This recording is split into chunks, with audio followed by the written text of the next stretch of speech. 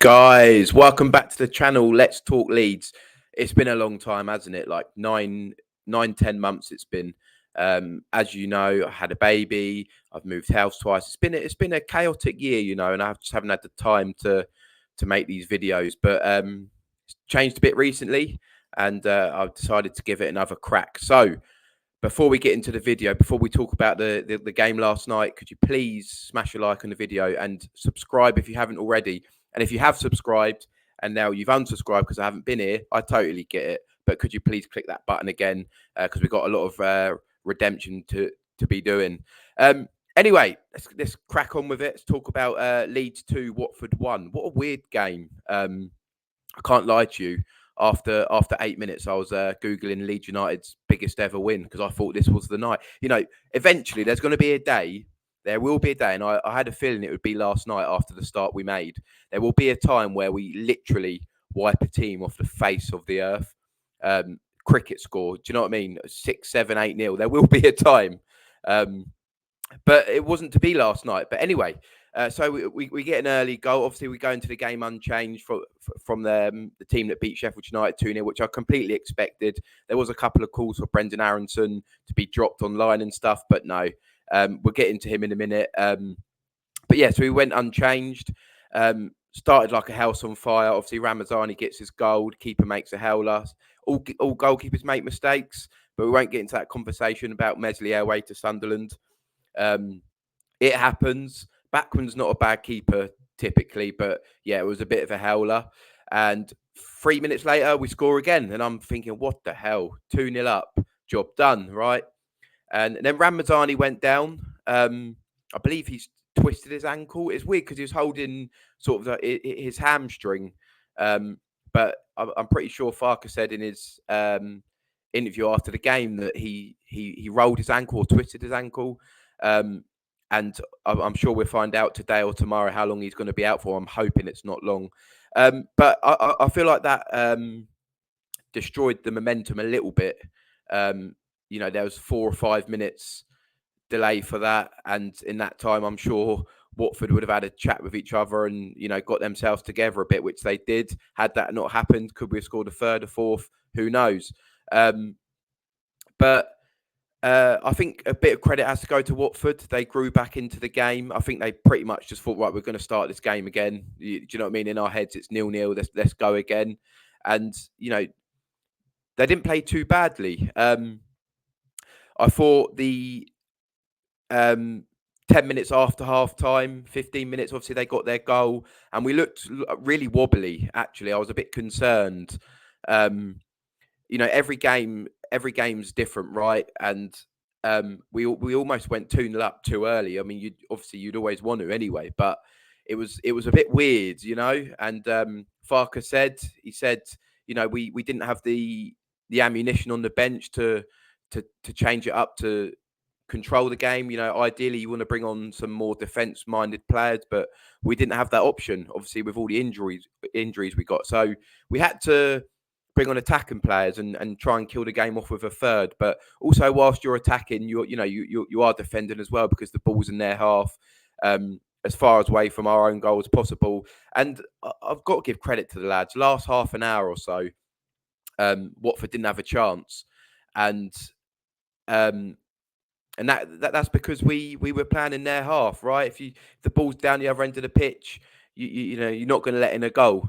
And I think we really dug in well. I think we done well. We saw another side to Leeds last night. We saw the dogged and resilient Leeds that's needed to win titles. It wasn't pretty.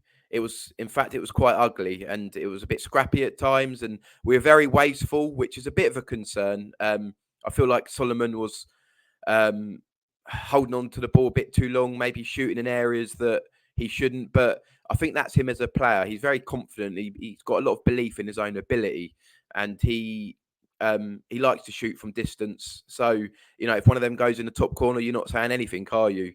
Dan James done brilliant when he come on. He was a handful. I mean, you'd expect that with the pace he's got and the energy he's got coming onto a game with 20 minutes left or whatever it was. You'd expect him to have an impact, and he did. Mateo Joseph put himself about brilliantly. He's a real real Rolls Royce of a striker, isn't he? The way he sort of struts around the pitch, he's here, there, and everywhere. His finishing has got to be worked on. We can't, because we like him, we can't not point out his critics. That header was very, very wasteful, and if certain Bamford did that, I think he'd be getting slaughtered for it. So I think he has definitely got to work on his finishing, because obviously if he scores that header, it's 3-1, it's good night Vienna, and there's no way back for Watford at that point. So yeah, he's got to improve his finishing, but Farke's already mentioned that before, and that will come with time, with experience. But all in all, I'm very happy. I'm very happy. The 3 points is the most important thing, right? Good performances are nice, and we was treated to one of them on Friday against Sheffield United. But at the end of the day, bread and butter, 3 points on the board, and that's what we got. So I'm very happy. It was a weird game. Like, I feel like if we didn't score so early, it might have been more of a comfortable game, if that makes any kind of sense. Like, say we got a goal in the 30th minute and then the 60th minute, we probably would have cruised to a 2 or 3-0 win.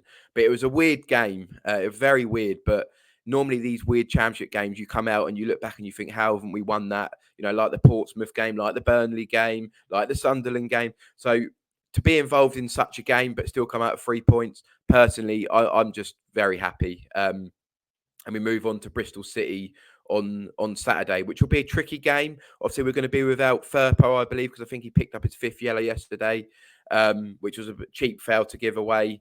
So, I'm assuming Byram will be left back. I mean, I'd like to see Schmidt get a go, but I think it will be Byram. And we wait on news on Ramazani. Let's hope it's just let's hope he'll be back at the weekend, or let's hope it's a 3 or 4 day thing, and Saturday's a bit too soon for him, but he'll be back the following game, because he looks like a class player, a real class player. He's he's like Nonto 2.0, isn't he? He's direct, he's skillful, he's quick.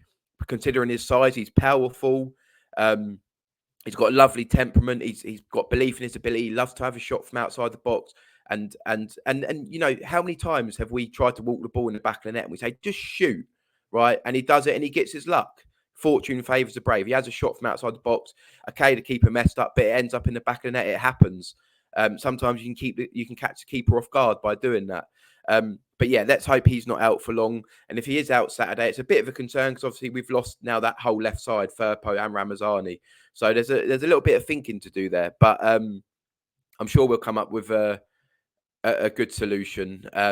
Maybe we could even put Nonto on the left and Dan James on the right, and then you're not you're not disbalancing it too much. If Byram and Nonto are on that left side, they've played together for a couple of years now. I'm sure that'll be fine. But all in all, a good win. We go top, or joint top. I think we're second on goal difference. So obviously, if Sunderland lose tonight, then we will be top of the league. Obviously, depending on Burnley's result as well. But there's a lot to be happy about at the moment. It's a real nice synergy in the team. Everyone's working for each other.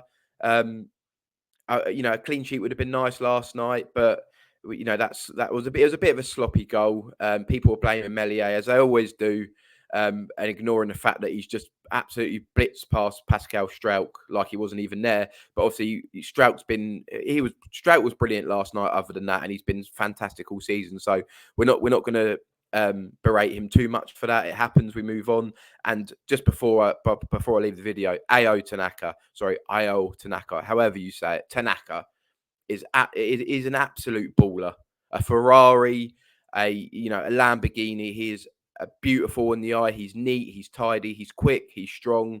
He's box to box. I just absolutely love him. I cannot believe we got him for 3.5 million. Like, we're not going to talk about Ampadu and Gruev coming back yet, but especially Gruev will find it hard to get in over Tanaka if he continues this all season, because he has been absolutely fantastic. Man of the match again last night.